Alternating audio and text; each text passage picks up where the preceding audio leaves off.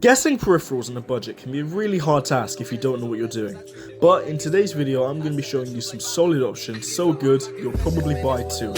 So without further ado, let's get into it. Kicking things off for the keyboards, we have the UNZ YZ75. I personally have this keyboard and you can pick it up for around 60 bucks.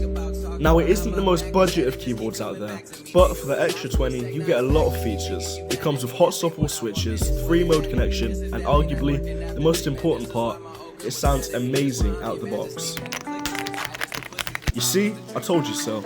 This is a great option, but there are others, such as the Aula Win60 and the Keychron V5 Max, which both come in with practically the same features at a similar price. Next up is your mouse. I suggest the Logitech G305. I own this one, and for the price, it's a beast. It gives you serious performance without going full premium price. But here's what makes it stand out. It uses the Hero sensor, which means top tier tracking with no smoothing or weird acceleration messing with your flicks. It's wireless, it's got a solid build, and the shape is great for a claw or a fingertip grip. If I had to nitpick, it's not ultra light, and some folks have noted the weight and grip might not be perfect for every hand size. But for a normal gaming setup playing high FPS games, it's excellent. But there are alternative choices. Another strong option is the Attack Shark X3. This one comes in lighter than many budget mice at 49 grams, and it has tri-mode connectivity, plus a top tier sensor with up to 26,000 DPI. So, whichever you pick, whether it's a G305 for a rock solid all-rounder that I personally use, or Attack Shark X3 for ultralight speed, you're covered. Alright, moving on to monitors. This really depends on what resolution you're after. If you're looking for a budget 4K monitor, I'll be honest, you're probably not going to find a good one. Cheap 4K panels usually cut corners with things like refresh rate, input lag, or colour quality. So for gaming, it's way smarter to focus on 1080p or 1440p, where you'll get smoother gameplay and better value for your money. For 1080p, you've got some really solid options, like the Acer Nitro XF240. It has a 144Hz refresh rate, great colour accuracy, and you can usually find it for under 100 bucks. It's perfect if you just want to push the highest FPS possible in games like Fortnite or Warzone. But if you've got a little bit more budget and want sharper visuals, 1440p is the real sweet spot.